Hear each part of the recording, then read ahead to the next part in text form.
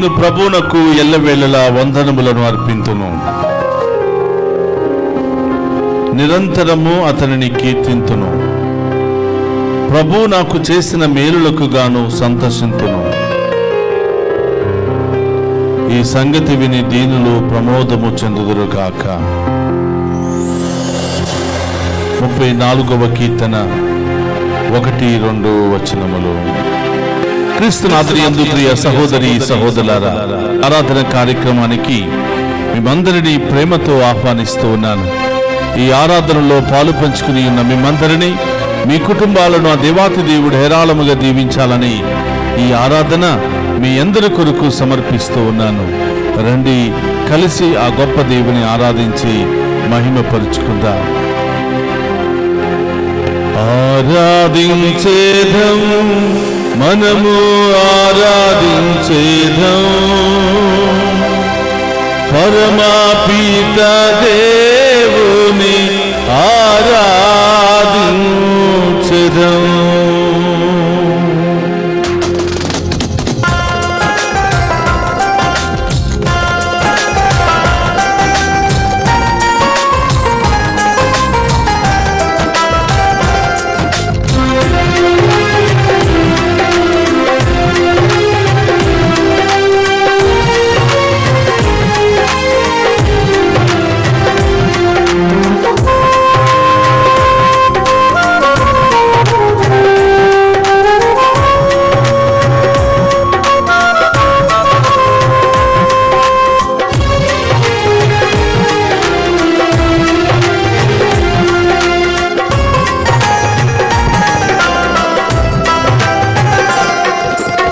ఆరాధించేదం, మనము ఆరాధించేదం, పరమపిత దేవుని ఆరాధించేదం.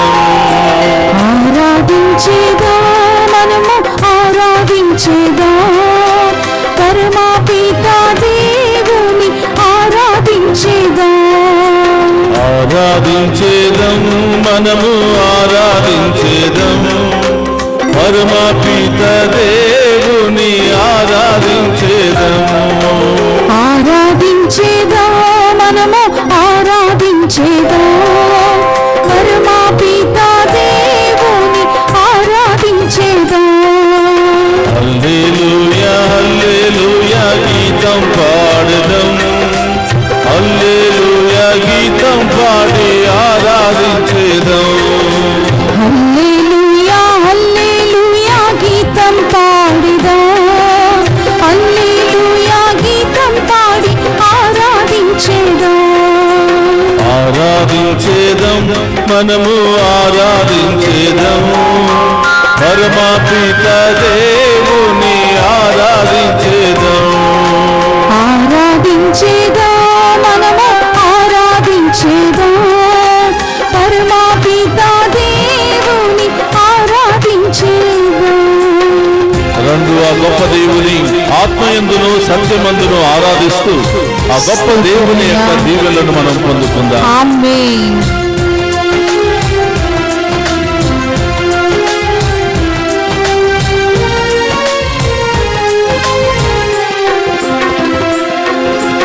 ఆరాధించేదం, మనము ఆరాధించేదం, ఆత్మయందు సత్యమందు ఆరాధించేదం.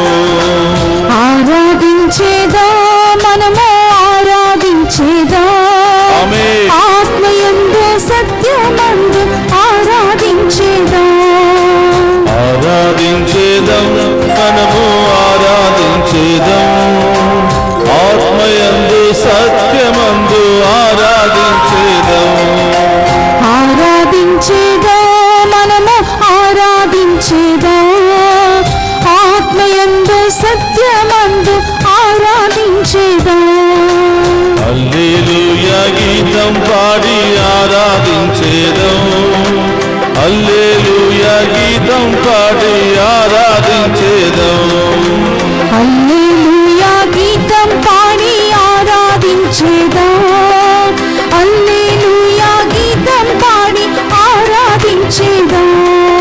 రండి, ఆత్మదాతను మనసారా ఆరాధించి ఆ గొప్ప దేవుని యొక్క దీవెనలు పొందుకుందాం. మన కుటుంబం దీవించబడాలి అని, మన బిడ్డలు దీవించబడాలి అని, మనం చేసే ప్రతి పనిలో దేవుడు తోడుగా ఉండాలి అని ఆ గొప్ప దేవుని ఆరాధించి మహిమపరుచుకుందాం.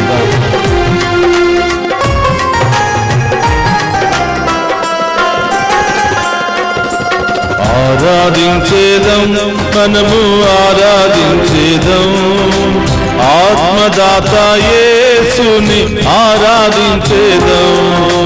ఆరాధించేదం, మనము ఆరాధించేదం, ఆత్మదాత యేసుని ఆరాధించేదం.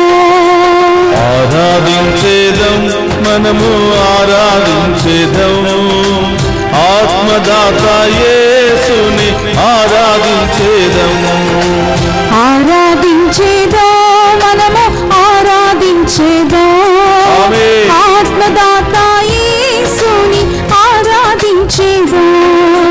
హల్లెలూయా హల్లెలూయా గీతం పాడెదం, హల్లెలూయా గీతం పాడి ఆరాధించేదం.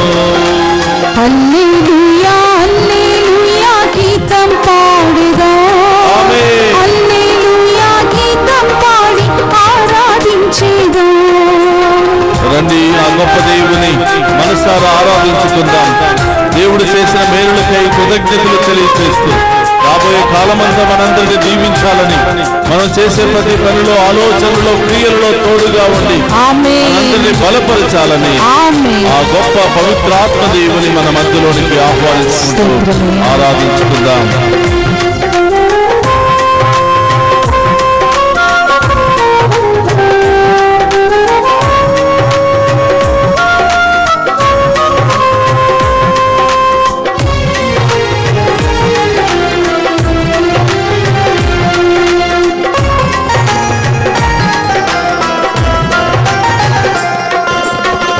ఆరాధించేదం, మనము ఆరాధించేదం, పవిత్రాత్మ దేవుని ఆరాధించేదం. ఆరాధించేదం, మనము ఆరాధించేదం, పవిత్రాత్మ దేవుని ఆరాధించేదం. ఆరాధించేదం, మనము ఆరాధించేదం, పవిత్రాత్మ దేవుని ఆరాధించేదం. ఆరాధించేదం, మనము ఆరాధించేదం, పవిత్రాత్మ దేవుని ఆరాధించేదం. హల్లెలూయా హల్లెలూయా గీతం పాడెదం, హల్లెలూయా గీతం పాడి ఆరాధించేదం. హల్లెలూయా హల్లెలూయా గీతం పాడెదం, హల్లెలూయా గీతం పాడి ఆరాధించేదం.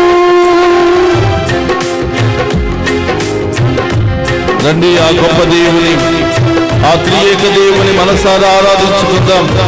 ఆది నుండి నేటి వరకు మనందరినీ కాచి కాపాడుతున్న దేవుడు, ఆ గొప్ప త్రియేక దేవుని మనసారా ఆరాధించుకుంటూ మనందరిలో ఉన్న భయము, ఆందోళన, వేదన, అన్ని రకాల అనారోగ్య శక్తి నుండి విడుదల దయచేయమని ఈ ఆరాధన ద్వారా గొప్ప దేవుని వేడుకుందాం.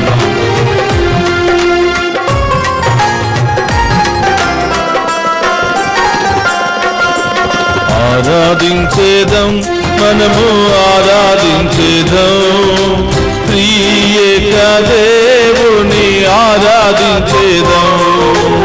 ఆరాధించేదం, మనము ఆరాధించేదం, త్రియేక దేవుని ఆరాధించేదం. ఆరాధించేదం, మనము ఆరాధించేదం, త్రియేక దేవుని ఆరాధించేదం. ఆరాధించేదం, మనము ఆరాధించేదం, త్రియేక దేవుని ఆరాధించేదం. హల్లెలూయా హల్లెలూయా గీతం పాడెదం, హల్లెలూయా గీతం పాడి ఆరాధించేదం.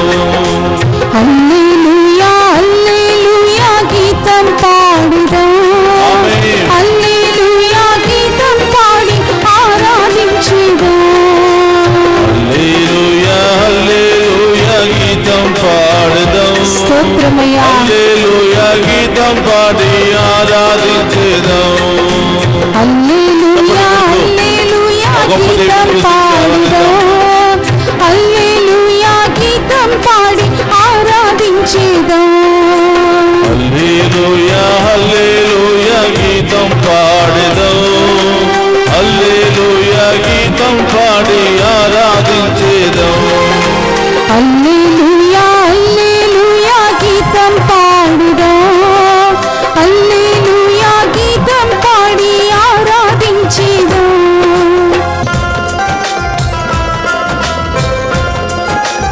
రండి ఆ గొప్ప దేవుని ఆరాధించుకుందాం.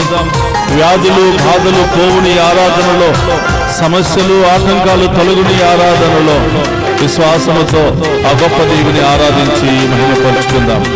వ్యాధులు పోవును బాధలు తీరును ఈ ఆరాధనలో, దుఃఖము దురితము దూరమగును ఈ ఆరాధనలో. వ్యాధులు పోవును బాధలు తీరును ఈ ఆరాధనలో, దుఃఖము దురితము దూరమగును ఈ ఆరాధనలో.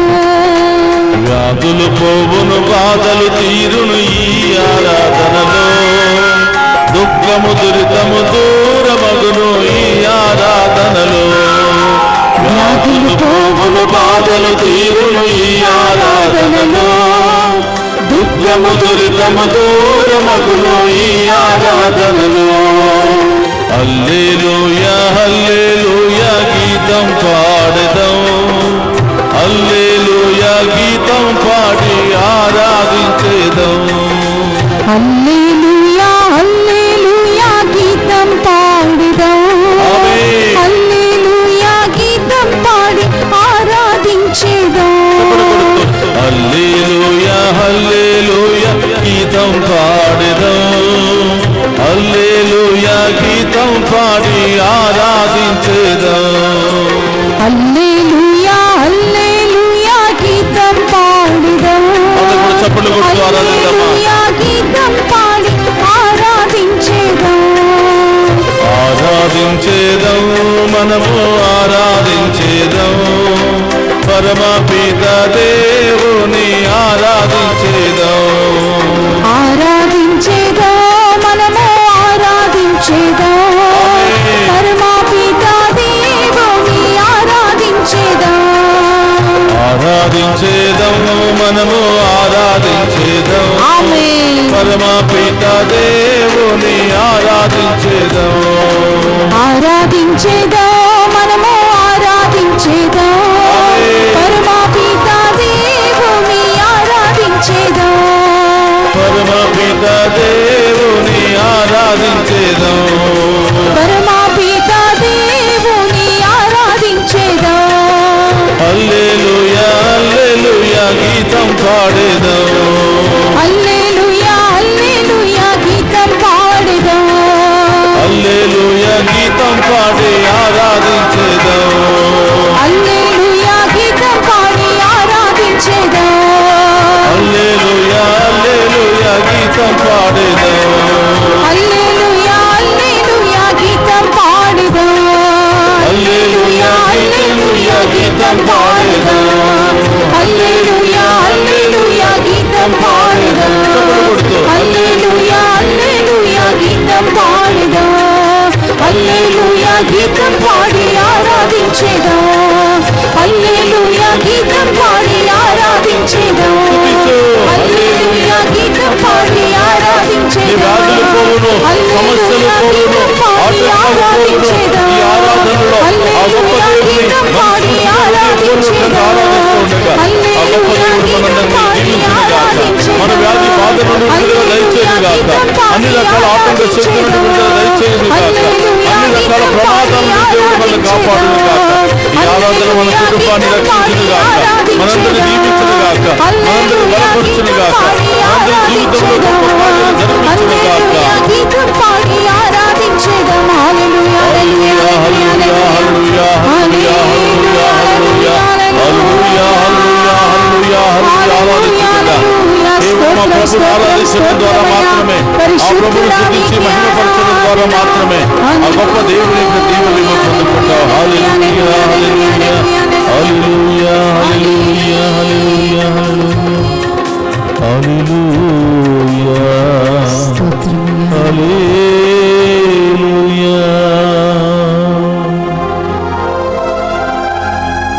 ఆరాధించెదం మనము ఆరాధించెదం, ఆత్మయందు సత్యమందు ఆరాధించెదం. పరిశుద్ధ పరమదీయ సప్రసాదమునకు సదాకాలము ఆరాధన స్తుతి స్తోత్ర నమస్కారములు కలుగును గాక. పరిశుద్ధ పరమదీయ సప్రసాదమునకు సదాకాలము ఆరాధన స్తుతి స్తోత్ర నమస్కారములు కలుగును గాక. పరిశుద్ధ పరమదీయ సప్రసాదమునకు సదాకాలము ఆరాధన స్తుతి స్తోత్ర నమస్కారములు కలుగును గాక. క్రీస్తునాథుని యందు ప్రియ సహోదరి సహోదరులారా, ఈనాటి ఆదివారపు సువిశేషాన్ని మనం ధ్యానం చేసినట్లయితే యోహాను శుభవార్త 14వ అధ్యాయము 15వ వచనం నుండి మనం ధ్యానం చేద్దాం. మీరు నన్ను ప్రేమించినచో నా ఆజ్ఞలను పాటింతురు, నేను తండ్రిని ప్రార్థింతును, మీతో ఎల్లప్పుడూ ఉండుటకు మరొక ఆదరణకర్తను ఆయన మీకు అనుగ్రహించును. ప్రియ సహోదరి సహోదరులారా, ప్రభు మనందరికీ ఇస్తున్నటువంటి వాగ్దానం, మీరు నన్ను ప్రేమించినచో నా ఆజ్ఞలను పాటించండి. మనం చూస్తూ ఉన్నాం యోహాను శుభవార్త 14వ అధ్యాయం 21వ వచనంలో మనం చూస్తూ ఉన్నాం, నా ఆజ్ఞలను స్వీకరించి పాటించువాడే నన్ను ప్రేమించువాడు.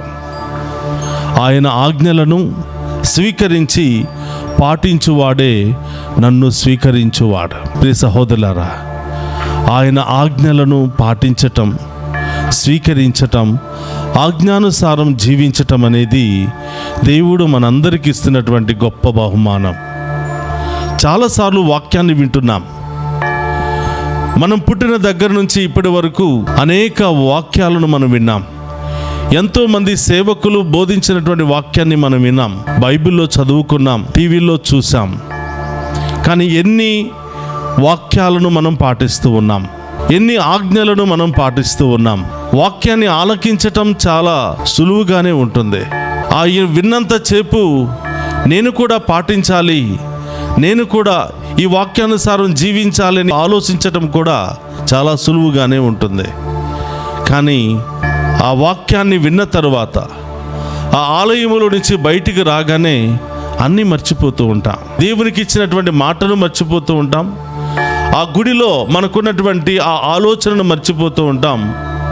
బయటికి రాగానే యథావిధిగానే మనం జీవిస్తూ ఉంటాం. ప్రియ సహోదరులారా, ఈరోజు ప్రభు అంటున్నాడు, మీరు నన్ను ప్రేమించినచో నా ఆజ్ఞలను పాటించండి అంటున్నాడు.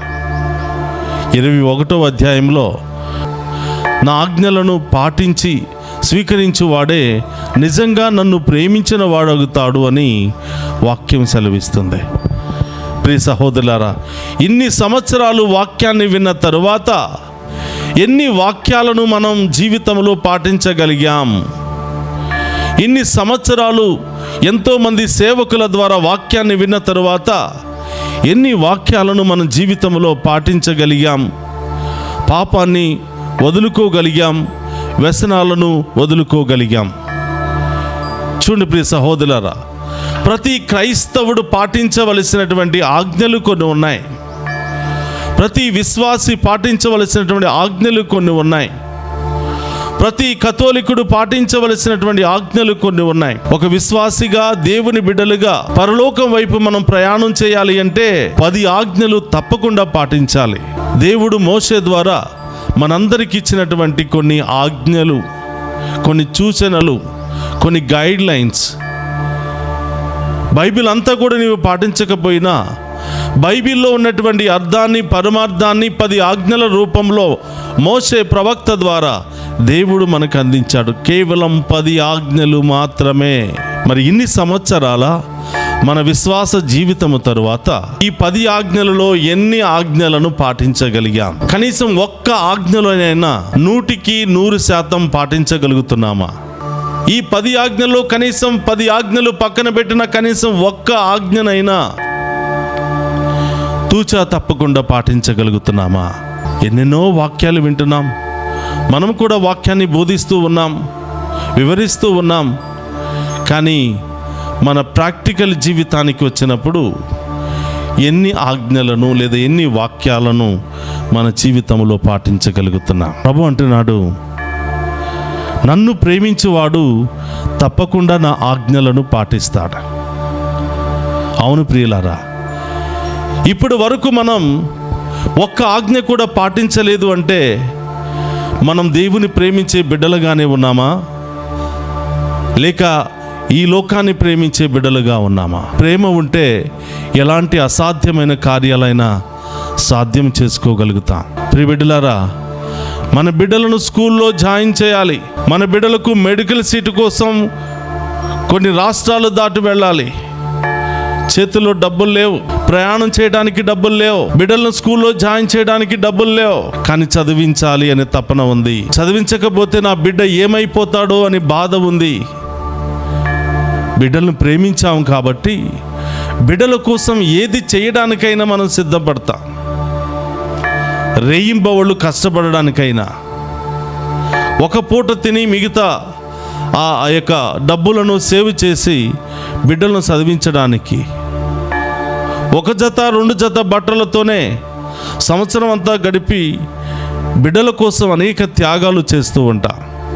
కారణం ఏమిటంటే మన బిడ్డలను మనం ప్రేమిస్తూ ఉన్నాం. ఆ బిడ్డల కొరకు ఏది చేయడానికైనా, ఎంత కష్టమైనా కూడా, ఎంత నష్టమైనా కూడా, ఎంత ఇబ్బందికరమైనా కూడా దానిని సాధించడంలో ఎంతో సంతోషపడతాను. నా బిడ్డ కోసం నేను కష్టపడుతున్నా. నా బిడ్డ డాక్టర్ కావాలి, నా బిడ్డ ప్రయోజకుడు కావాలి, నా బిడ్డ విదేశాల్లోనికి వెళ్ళి బంగారు భవిష్యత్తులో స్థిరపడాలి అని బిడ్డల కోసం రేయింబవళ్ళు మనం కష్టపడుతున్నాం. ప్రియ సహోదరి సహోదరులారా, ప్రతి తల్లిదండ్రి బిడ్డలను ప్రేమిస్తున్నాడు, బిడ్డల కోసం ఎన్నో త్యాగాలు చేస్తున్నాడు.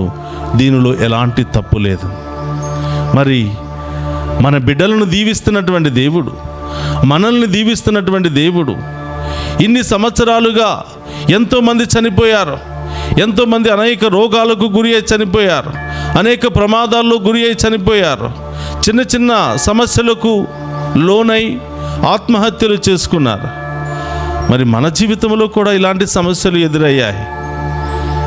కానీ ఇప్పటి వరకు ఇలాంటి సైతాను శోధన, మరణించాలి, ఆత్మహత్య చేసుకోవాలి అనే శోధన మన జీవితంలో రాకుండా కాచి కాపాడిన దేవుణ్ణి మనం ప్రేమించగలుగుతున్నామా? అడిగినా అడగకపోయినా ఉదయం నుంచి సాయంత్రం వరకు 34వ కీర్తన 7వ వచనంలో పలికిన విధముగా తన దేవదూతల శిబిరాన్ని ఏర్పాటు చేసి మనందరినీ సకల ఆపదల నుండి కాచి కాపాడుతున్న దేవుణ్ణి ప్రేమించగలుగుతున్నామా? ఆరాధించగలుగుతున్నామా? ఆ దేవునితో కొంత సమయాన్ని గడపగలుగుతున్నామా? ఆ దేవుని కొరకు కొంత సమయాన్ని కేటాయించగలుగుతున్నామా? ఆత్మ పరిశీలన చేసుకోవాలి ప్రియ సహోదరి సహోదరులారా. ప్రభు అంటున్నాడు, నన్ను ప్రేమించువాడు తప్పకుండా నా ఆజ్ఞలను పాటిస్తాడు అని. నా ఆజ్ఞలను పాటించే వాని జీవితంలో నేను ఒక గొప్ప కార్యం చేస్తాను అని ప్రభు పలుకుతున్నాడు. చూడండి ప్రియ సహోదరులారా, నేను తండ్రిని ప్రార్థిస్తాను. ఎవరి కోసం ప్రార్థిస్తానంటున్నాడు? ఎవరైతే నన్ను ప్రేమిస్తారో, నా ఆజ్ఞలను పాటిస్తారో వాళ్ళ కొరకు తండ్రిని ప్రార్థిస్తాను. ఏమని ప్రార్థిస్తాను? మీతో ఎల్లప్పుడూ ఉండుటకు మరొక ఆదరణకర్తను మీకు అనుగ్రహించమని తండ్రిని ప్రార్థిస్తాను. ప్రియ సహోదరులారా, దేవుని ప్రేమిస్తే, దేవుని యొక్క వాక్యాన్ని పాటిస్తే ప్రభు ఈరోజు మనందరికీ వాగ్దానం చేస్తున్నాడు. నేను ఈ యాత్రను ముగించుకొని పరలోకానికి వెళ్ళిన తరువాత అక్కడి నుంచి మీకు ఒక ఆదరణకర్తని, ఎల్లప్పుడూ కూడా మీతో ఉండే ఆదరణకర్త అయినటువంటి పరిశుద్ధ ఆత్మ దేవుని మీకు పంపిస్తాను. మీకు అండగా ఆశీర్వాదకరంగా ఉండటానికి నా ఆదరణకర్తను పంపిస్తాను అని దేవుడు వాగ్దానం చేస్తున్నాడు. ప్రియ సహోదరి సహోదరులారా, మరొక గొప్ప అవకాశాన్ని దేవుడి రోజు మనందరికీ ఇస్తూ ఉన్నాడు. నా ఆజ్ఞలను పాటించి నా చిత్తానుసారముగా జీవించే వారి జీవితాలు ఎలా ఉంటాయి అంటే, మత్తయి శుభవార్త 8వ అధ్యాయము 24వ వచనం నుంచి మనం ధ్యానం చేసినట్లయితే, ఆయన ఆజ్ఞలను ఆలకించి పాటించు వారి జీవితాలు రాతి మీద కట్టబడినటువంటి ఒక గొప్ప ఇంటిని పోలి ఉంటారు అని ప్రభు వాగ్దానం చేస్తున్నాడు. చూడండి ప్రియ సహోదరి సహోదరులారా, మనం అందరం కూడా ఉదయం నుంచి సాయంత్రం వరకు కష్టపడేది మంచి ఇల్లు కావాలి అని, మంచి బట్టలు కావాలి అని, తినడానికి 3 పూట్ల మంచి భోజనం కావాలి అని మనం అందరం కూడా కష్టపడుతున్నాం. ఇవన్నీ కూడా మనిషి బ్రతకడానికి సాధారణమైనటువంటి అవసరాలు. మట్టి ఇళ్ళలో, పూరి ఇళ్ళలో ఉన్నటువంటి ప్రతి మనిషి కూడా కోరుకుంటాడు, వర్షాలు వచ్చినప్పుడు, తుఫాన్లు వచ్చినప్పుడు నా ఇల్లు పడిపోతుందేమో అని భయంతో, ప్రభా ఒక మంచి రాతితో కట్టబడినటువంటి ఇల్లును నాకు అనుగ్రహించు ప్రభువా అని ప్రతి మనిషి కూడా కోరుకుంటూ ఉంటాడు.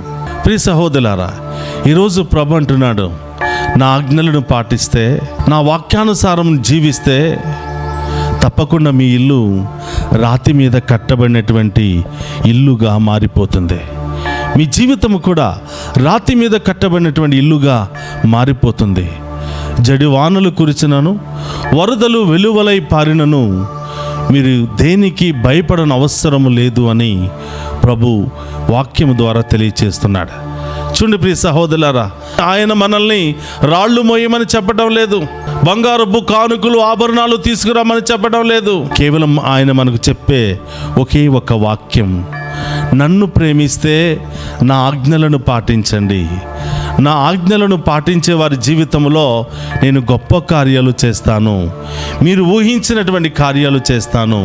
మీ జీవితాలను రాతి మీద కట్టబడినటువంటి ఇల్లు వలె బలంగా, దృఢంగా, స్థిరంగా ఉండే విధముగా నేను మిమ్మల్ని ఆశీర్వదిస్తాను అని ప్రభు తెలియచేస్తూ ఉన్నాడు.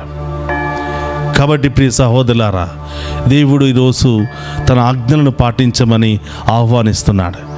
తన ఆజ్ఞలను పాటించి తన చిత్తానుసారంగా జీవిస్తే, యోహాను శుభవార్త 14వ అధ్యాయం 18వ వచనం ఈ విధంగా సెలవిస్తుంది, నేను మిమ్ము అనాథులుగా వదిలిపెట్టను, సదా నేను మీకు తోడుగా ఉంటాను. ప్రియ సహోదరులారా, అనాథులుగా వదిలిపెట్టను, ఎవరు లేనటువంటి వారిగా వదిలిపెట్టను. నేటి పరిస్థితిని మనం గమనించినట్లయితే అందరూ ఉండి కూడా ఎవరూ లేనట్టి ఒంటరితనాన్ని అనుభవిస్తూ ఉన్నారు.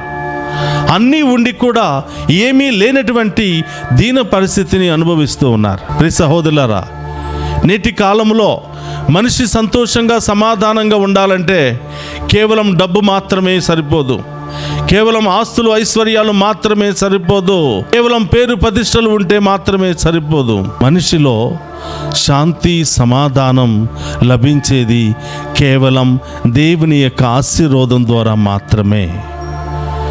మనిషిలో శాంతి సమాధానం, ఆ యొక్క నిండైనటువంటి ఆశీర్వాదం మనిషికి లభించేది కేవలం దేవుని ద్వారా మాత్రమే. అందుకని ప్రభు అంటున్నాడు, ఎవరు మిమ్మల్ని వదిలిపెట్టినా, ఎవరు మిమ్మల్ని కాదన్నా, ఎవరు మిమ్మల్ని అవమానపరిచినా నేను మాత్రం మిమ్మల్ని అనాథులుగా వదిలిపెట్టను. నేను మీకు ఒక ఆదరణకర్తను పంపిస్తాను, ఎల్లప్పుడూ మీకు తోడుగా ఉంటూ మేము సదా కాచి కాపాడే, మేము నడిపించే, మేము పోషించే ఒక ఆదరణకర్తను పంపిస్తాను అని దేవుడు వాగ్దానం చేస్తున్నాడు. ప్రియ సహోదరి సహోదరులారా, ఒకరోజు ఒక ఆమె వచ్చి ఏడ్చుకుంటూ చెప్తుంది, ఫాదర్ నాకు చనిపోవాలని ఉంది, ఇంటిలో చాలామంది ఉన్నారు కానీ నేను ఒంటరి దానిగానే ఫీల్ అవుతూ ఉన్నాను, ఒంటరి జీవితాన్ని అనుభవిస్తూ ఉన్నాను. మా ఇంటిలో అందరికీ పిల్లలు పుట్టారు, నాకు సంతానం లేదని అందరూ కూడా నన్ను ఒక పని మనిషిలాగా, ఒక హేళనగా, ఒక ఆట వస్తువులాగా నన్ను ఆడిస్తూ ఉంటారు. ఏ పని ఉన్నా నేనే చేయాలి, నీకు పిల్ల పాప లేరు కదా, ఆ పని చేయి వెళ్ళి, మేము బిజీగా ఉన్నాం, పిల్లలతో బిజీగా ఉన్నాం, ఈ పని చేయలేవా, ఆ పని చేయలేవా అని చెప్పి నన్ను ఎప్పుడు కూడా ఒక పని మనిషిలాగానే భావిస్తారు కానీ ఒక ఇంటి మనిషిగా భావించటం లేదు. అందరూ మాట్లాడుకుంటారు, నేను వెళ్ళగానే అందరూ మాటలు ఆపేసి ఏదో ఒక పని చెప్పి అక్కడి నుంచి పంపించి వేస్తుంటారు. చివరికి నేను కట్టుకున్నటువంటి భర్త కూడా నన్ను అవమానిస్తూనే ఉంటాడు. వాళ్ళకి పిల్లలు ఉన్నారు చూడు, వీళ్ళకి పిల్లలు ఉన్నారు చూడు, నీకే, నువ్వు శాపగ్రస్తురాలు, ఏదో పాపం చేసి ఉంటావు, ఇలా రకరకాల సూటిపోటి మాటలతో ప్రతిరోజు చచ్చిపోతున్నానండి. ప్రతిరోజు వాళ్ళ మాటలకి, వాళ్ళ చూపులకి చావడానికంటే ఏదైనా విషయం తీసుకుని ఒక్కసారి చనిపోవాలని, ఎక్కడికైనా పారిపోవాలని ఆలోచన కలుగుతుందని బోరున ఏడుస్తోంది. చూడండి ప్రియ సహోదరులారా, మనుషులు కూడా వాగ్దానం చేస్తారు, మనుషులు కూడా ప్రమాణం చేస్తారు, నేను నీకు తోడుగా ఉంటాను, నీకు ఏమి అవసరమైన నేను ఉన్నాను, నువ్వు భయపడవద్దు అని చాలాసార్లు వాగ్దానాలు చేస్తూ ఉంటారు.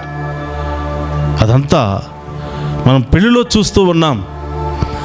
ఇద్దరు వివాహం చేసుకునే ముందు చేతిలో చెయ్యి వేసి ప్రజల సమక్షంలో, యాజకుల సమక్షంలో, దేవుని నామములో చేతిలో చెయ్యి వేసి వాగ్దానం చేస్తారు, దేవునికి మాట ఇస్తారు.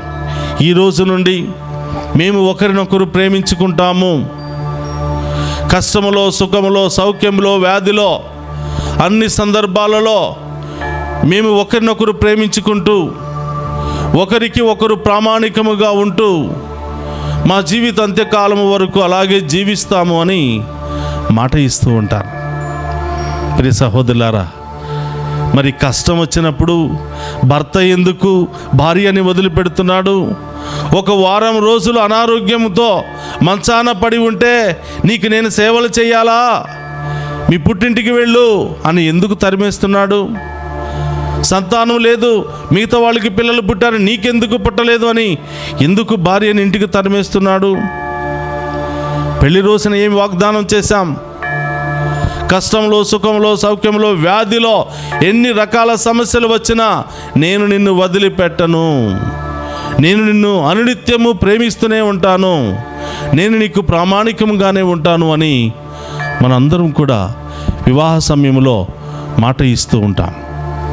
ప్రియ సహోదరులారా, గురువులుగా మేము కూడా ఎన్ని కష్టాలు వచ్చినా, నష్టాలు వచ్చినా, ఇబ్బందులు వచ్చినా మీ వాక్యాన్ని ప్రకటిస్తాము, మీ వాక్యానుసారం జీవిస్తామని మేము కూడా దేవునికి మాట ఇస్తాం. కొన్ని సందర్భాలలో మా మాటలను కూడా మేము పక్కన పెడుతూ, కష్టం వచ్చినప్పుడు, ఆ వెళ్ళవలసినటువంటి స్థలం సరిగా లేనప్పుడు, ఆ దారి సరిగా లేనప్పుడు, అక్కడ ప్రజలు సరిగా రిసీవ్ చేసుకోలేనటువంటి పరిస్థితి ఉన్నప్పుడు వెళ్ళడానికి ఇష్టపడం. ప్రియ సహోదరులారా, అందరం కూడా దేవునికి మాట ఇస్తున్నాం, అందరం కూడా ఆ దేవునికి ఇచ్చినటువంటి మాటను తప్పుతూ ఉన్నాం. ఈరోజు ప్రభు చెప్తున్నాడు, మీరు మీ మాటలు తప్పినా, మీరిచ్చినటువంటి వాగ్దానాన్ని మీరు మరిచిపోయినా నేను మాత్రం మరిచిపోను. నాకు ఇష్టమైనటువంటి వాక్యం సంఖ్యాకాండము 23వ అధ్యాయం 19వ వచనం. నేను మాట మార్చేవాడిని కాదు అని, మాట తప్పేవాడిని కాదు అని, ఇచ్చిన వాగ్దానాన్ని నిలబెట్టుకోలేనటువంటి నిస్సహాయుడు కాదు అని ప్రభు తెలియచేస్తున్నాడు. మొదటిలో ఆయన అంటున్నాడు, నేను నరుల వలె మాట తప్పను అని అంటున్నాడు. ఆయనకు కూడా తెలుసు ప్రతి నరుడు మాట తప్పుతాడు అని.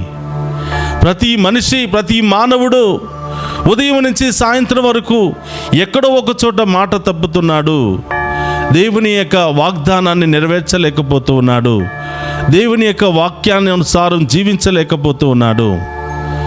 ప్రియ సహోదరులారా, ఒకరోజు కన్వెన్షన్ జరుగుతున్నటువంటి సందర్భంలో అక్కడున్నటువంటి ప్రజలందరినీ ఒక ప్రశ్న వేశాను. మీలో ఎంతమందికి దేవుడు ఇచ్చినటువంటి 10 ఆజ్ఞలు తెలుసు అని అడగగానే అక్కడున్నటువంటి వేల సంఖ్యలో ఉన్నటువంటి ప్రజలందరూ కూడా చేతులు పైకి లేపి మాకు తెలుసు అని చెప్పారు. రెండవ ప్రశ్న, ఈ 10 ఆజ్ఞలలో కనీసం ఒక్క ఆజ్ఞ అయినా కూడా తూచా తప్పకుండా పాటిస్తున్న వారు ఎవరైనా ఉన్నారా అంటే ఆ ఎత్తిన చేతులన్నీ కింద పడిపోయాయి. ఆ రోజు అర్థమైంది ప్రియ సహోదరులారా, 10 ఆజ్ఞలు చదువుకోవటం చాలా ఈజీ, 10 ఆజ్ఞలు బై హార్ట్ పట్టడం చాలా ఈజీ, 10 ఆజ్ఞలు అంటే ఏమిటో తెలుసుకోవటం చాలా సులువు.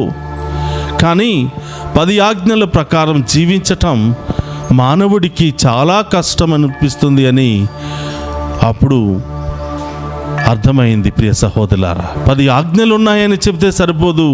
10 ఆజ్ఞల్లో ఒక్క ఆజ్ఞనైనా కూడా మనం నెలకి ఒక్క ఆజ్ఞ అయినా, కనీసం సంవత్సరానికి ఒక్క ఆజ్ఞ అయినా కూడా పాటించగలిగితే ప్రభు అంటున్నాడు, నేను మిమ్మల్ని అనాథలుగా వదిలిపెట్టను, నా ఆదరణకర్తను పంపించి నేను మిమ్మల్ని సంరక్షించుకుంటాను. ఈ లోకంలో ఎవరు మిమ్మల్ని వదిలిపెట్టినా నేను మాత్రం మిమ్మల్ని వదిలిపెట్టను అని ప్రభు వాగ్దానం చేస్తున్నాడు.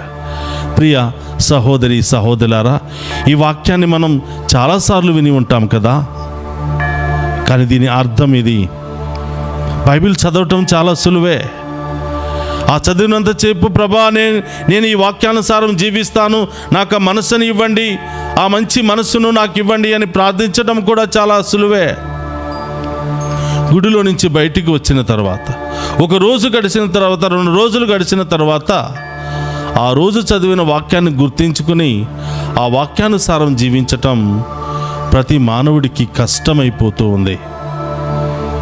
కాబట్టి ప్రియ సహోదరి సహోదరులారా, ఈరోజు ప్రభు మనందరికి ఇస్తున్న వాగ్దానం, నన్ను ప్రేమించిన వాడే నా వాక్యానుసారం జీవించగలుగుతాడు.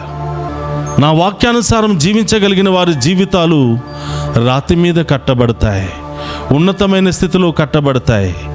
నేను మిమ్మల్ని అప్పు ఇచ్చే వానిగానే దీవిస్తాను, అప్పు తీసుకునే వ్యక్తిగా కాదు అంటున్నాడు. నేను మిమ్మల్ని ఒక తలగానే దీవిస్తాను, ఒక తోకగా కాదు అని అంటున్నాడు. నేను మిమ్మల్ని ఒక ఆశీర్వాదకరమైనటువంటి బిడ్డగానే దీవిస్తాను, శాపగ్రస్తుడుగా కాదు అని ప్రభు పలుకుతున్నాడు. ప్రియ సహోదరి సహోదరులారా, దేవుడిచ్చినటువంటి వాక్యానుసారం జీవించడానికి తనకు తగిన మంచి మనసును మనందరికీ దయచేయమని ఈరోజు ప్రత్యేకంగా ప్రార్థన చేద్దాం. ఇకున్నటువంటి ఈనాడు ఈ దివ్య సప్రసాద ఆరాధనలో పాలు పంచుకుంటున్నటువంటి మనందరిలో ఉన్నటువంటి బాధలు, శ్రమలు, ఇబ్బందులు అన్నిటిని కూడా తొలగించమని ఈరోజు ప్రత్యేకంగా ప్రార్థన చేద్దాం. అందరూ కూడా లేచి నిలబడదాం.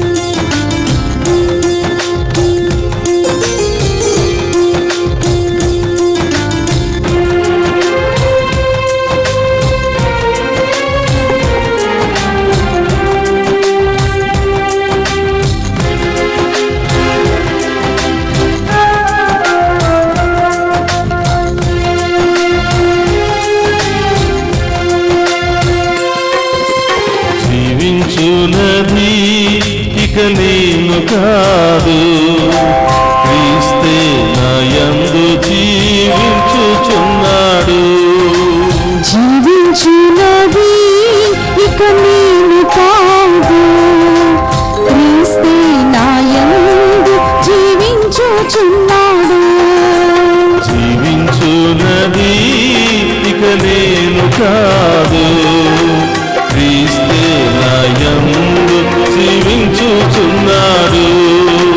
జీవించున్నది ఇక నేను కాదు, క్రీస్తే నాయందు జీవించుచున్నాడు. జీవించిన నేను మరణించిన నా ప్రభు కొరకే జీవింతును, నా ప్రభు కొరకే మరణింతును. నేను జీవించిన నేను మరణించిన నా ప్రభు కొరకై జీవింతును, నా ప్రభు కొరకై మరణింతును. జీవించున్నది ఇక నేను కాదు,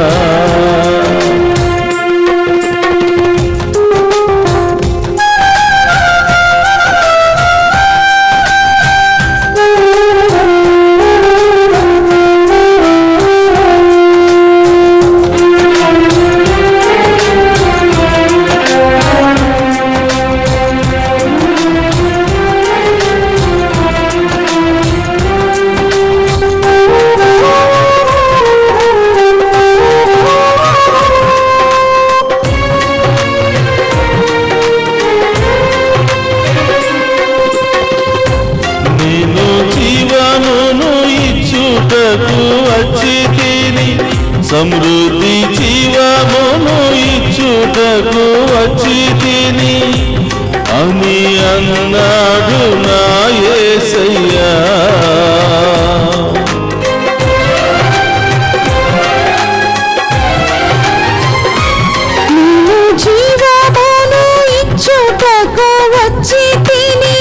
సమృద్ధి జీవమును ఇచ్చుటకు వచ్చి తిని అని అన్నాడు నా యేసయ్యా.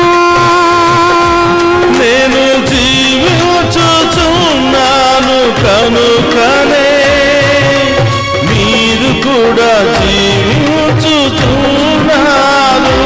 నేను జీవించుచున్నాను కనుకనే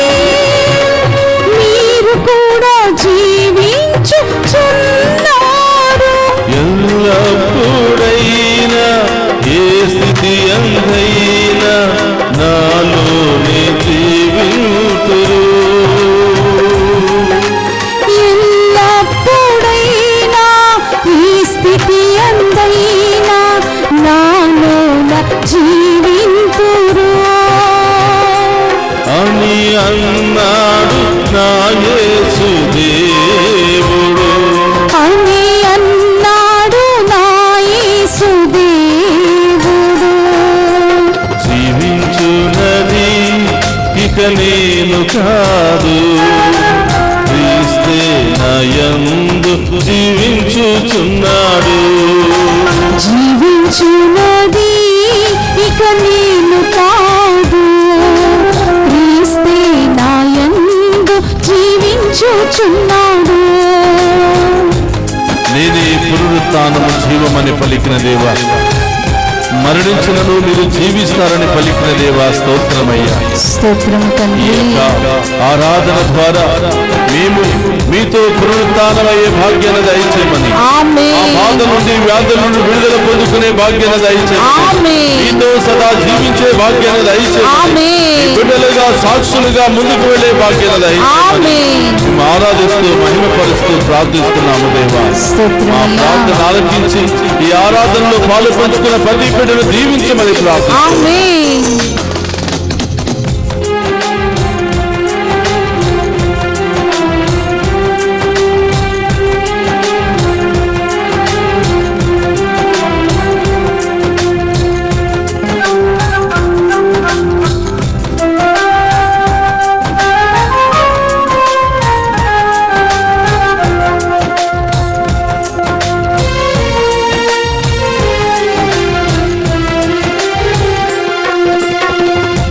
నేనే పునరుత్థానం జీవమని అంటివి, నీవు మరణించిన జీవించేదనంటివి,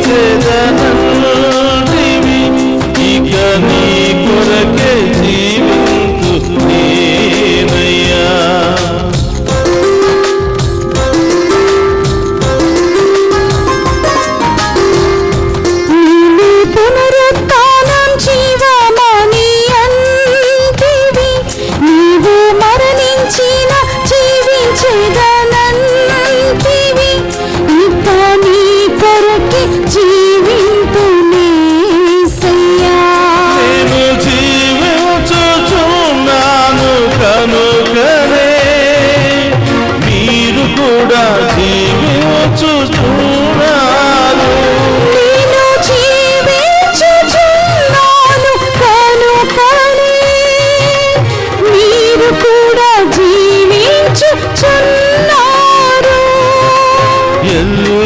ఎల్లప్పుడైనా ఏ స్థితి అందైనా నాలోనే జీవింతురు. ఎల్లప్పుడైనా ఈ స్థితి అందైనా నాలోన జీవింతురు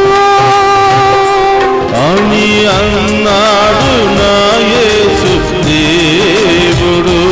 అని అన్నాడు నా యేసు దేవుడు. జీవించున్నది ఇక నేను కాదు, స్తోత్రమయ్యా. నా యందు జీవించుచున్నాడు. జీవించున్నది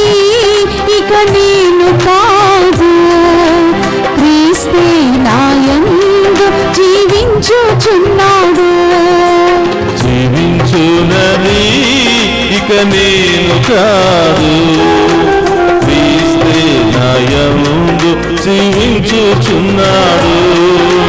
జీవించున్నది ఇక నేను కాదు, క్రీస్తే నాయందు జీవించుచున్నాడు. నేను జీవించిన, నేను మరణించిన, నా ప్రభు కొరకే జీవించును, నా ప్రభు కొరకే మరణించును. నేను జీవించిన, నేను మరణించిన, నా ప్రభు కొరకే జీవించును, నా ప్రభు కొరకే మరణించును. నే జీవించిన, నేను మరణించిన, నా ప్రభు కొరకే జీవించును, నా ప్రభు కొరకే మరణించును.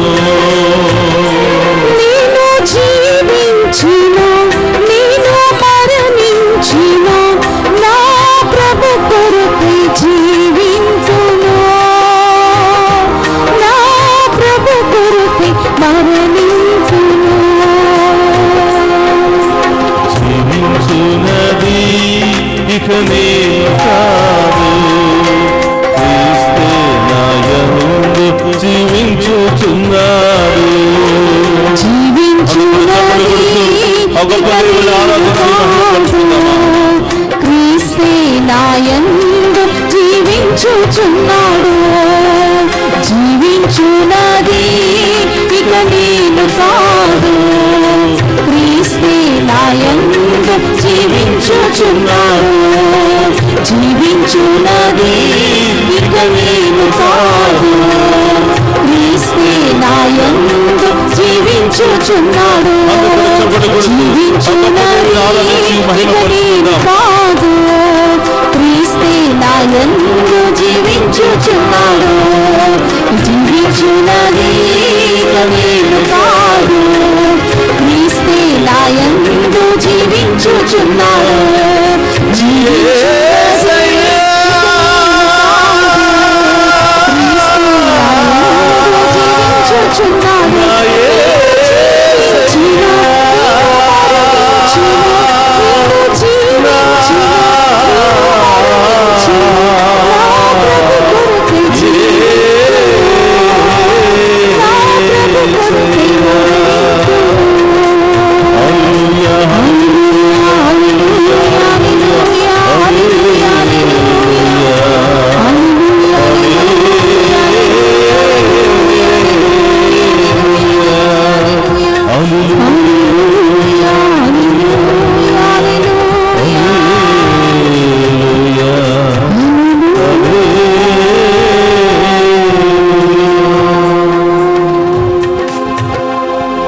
నేను జీవమును ఇచ్చుటకు వచ్చితిని, సమృద్ధి జీవమును ఇచ్చుటకు వచ్చితిని అని అన్నాడు నా యేసయ్యా. అవును ప్రభా, నేను మీకు ఈ లోకములో జీవాన్ని ఇవ్వటానికి వచ్చానని, శాంతి సమాధానాన్ని నెలకొల్పడానికి వచ్చానని, నన్ను అనుసరించిన వాడు జీవిస్తారని, జీవముండగా నన్ను అనుసరించిన వాడు మరణించినను జీవిస్తారని, నేనే జీవం మార్గమని పలికిన యేసయ్య మీకు స్తోత్రమయ్యా.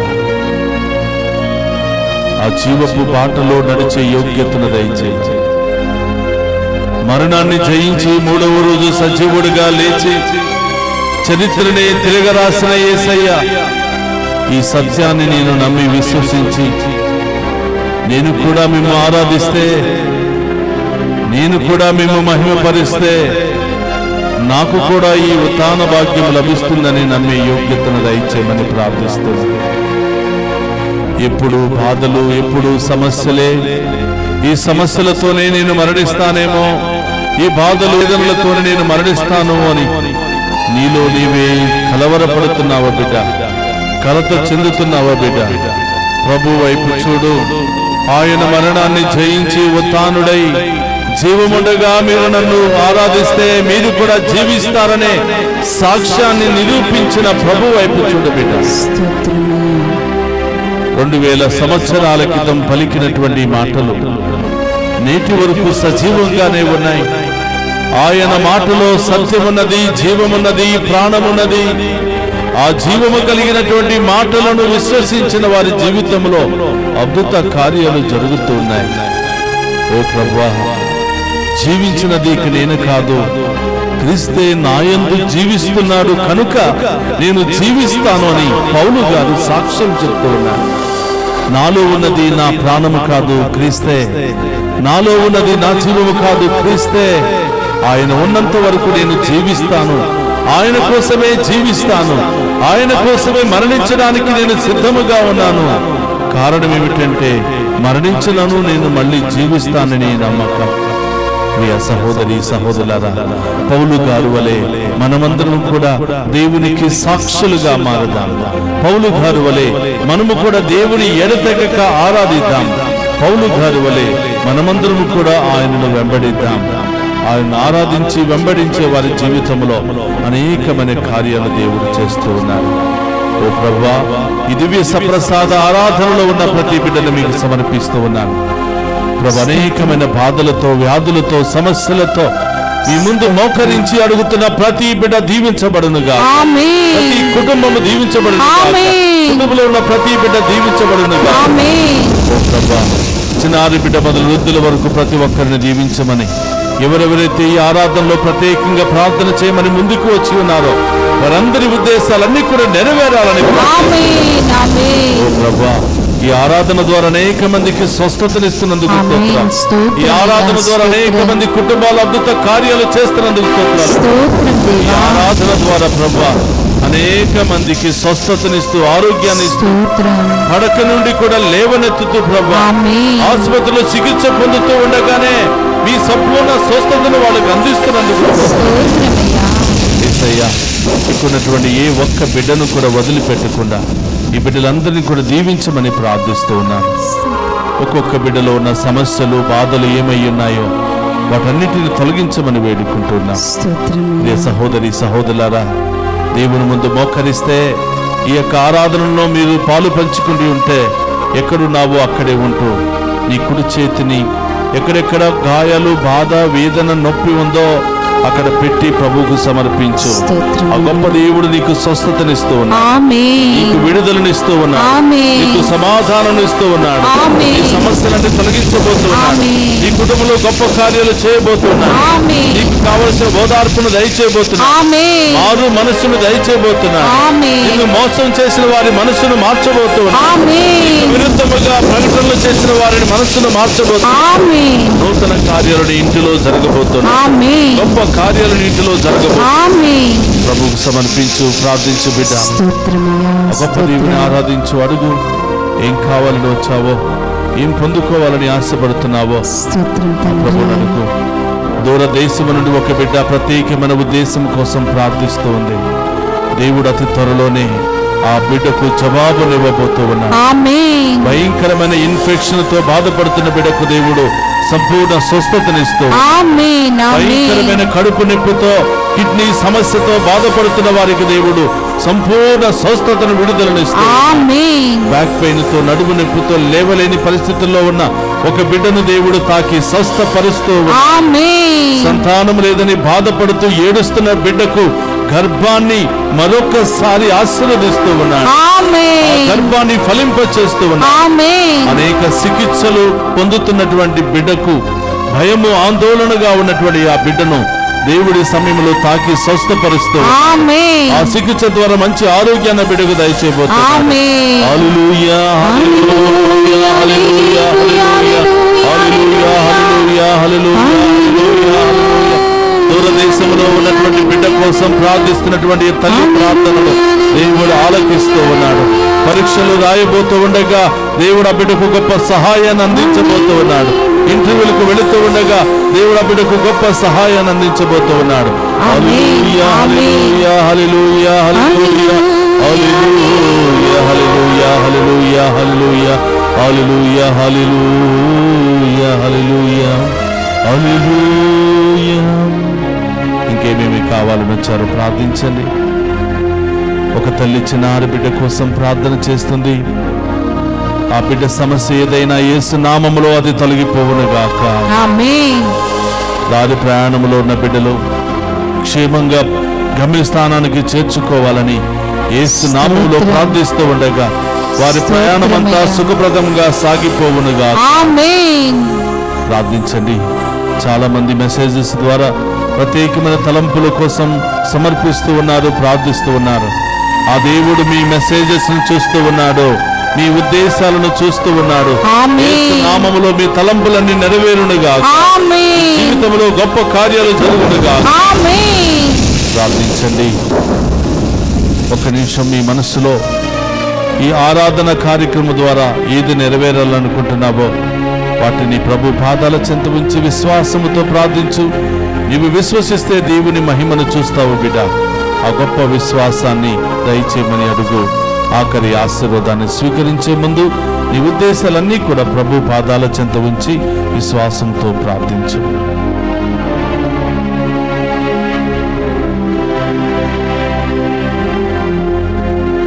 ప్రభు మీతో ఉండునుగాక.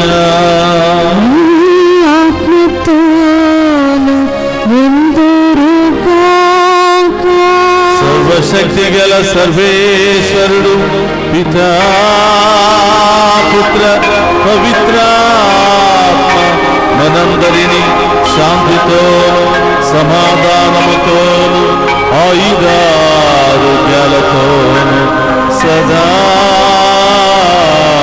దీవించునుగాక.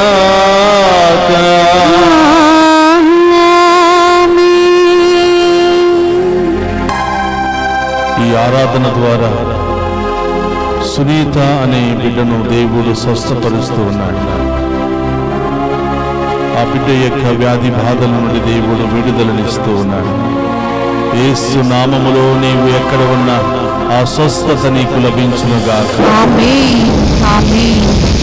నిర్మల అనే బిడ్డను దేవుడు దీవిస్తూ ఉన్నాడు. ఆమెకు సంపూర్ణ స్వస్థతను దేవుడు దయచేస్తూ ఉన్నాడు. బిడ్డ, నీవు ఎక్కడ ఉన్నా ఆ గొప్ప దేవుని యొక్క స్వస్థతను స్వీకరించు. యేసు నామములో నీకు సంపూర్ణ స్వస్థత లభించునుగా. యేసు నామములో నీకు అది వెంటనే జరుగునుగా. ఆత్మహత్య చేసుకోవాలని ఒక బిడ్డ అప్పుల సమస్యకు గురి అయి ఎంతో వేదన పడుతూ చనిపోవడానికి ప్రయత్నం చేస్తున్నటువంటి ఆ బిడ్డను దేవుడి సమయంలో తాకి స్వస్థపరుస్తూ గొప్ప విడుదలనిస్తూ ఉన్నాడు.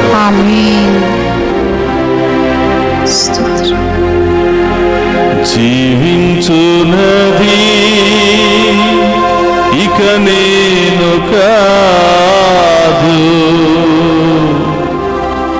క్రీస్తే నాయందు జీవించుచున్నాడు.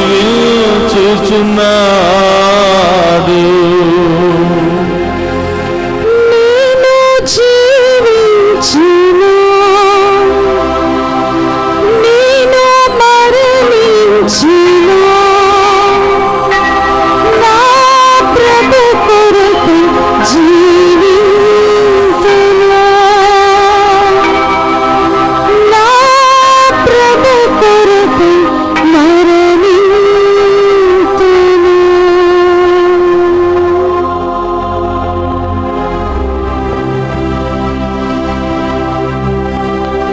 పరిశుద్ధ పరమదీయ సప్రసాదమునకు సదాకాలము ఆరాధన స్తుతి స్తోత్ర నమస్కారములు కలుగునుగాక. పరిశుద్ధ పరమదీయ సప్రసాదమునకు సదాకాలము ఆరాధన స్తుతి స్తోత్ర నమస్కారములు కలుగునుగాక. పరిశుద్ధ పరమదీయ సప్రసాదమునకు సదాకాలము ఆరాధన స్తుతి స్తోత్ర నమస్కారములు కలుగునుగాక. పితా పుత్ర పరిశుద్ధాత్మ దేవుడు మనందరిని దీవించి కాచి కాపాడునుగాక.